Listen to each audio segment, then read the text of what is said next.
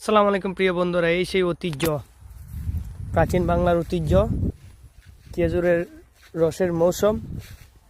একটা জায়গায় আসছিলাম, এই যে আমাদের চোখে এটা পড়লো, সামনে আরো 2-3টা গাছ আছে, ওই জায়গায় দিয়ে এই জায়গা দিয়ে খালি আপনার খেজুরের রস উৎপাদন হয়।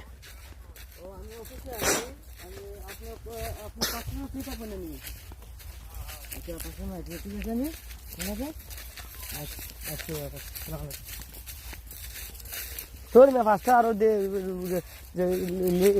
দেরি হইতে আসলাই, ওটা পাইব থাকবো 8টা-9টার পর্যন্ত। না না এই মানে দেখবো কাছাকাছি সময় যাক গা, তুমি আমার সাথে আয় লাগে রে।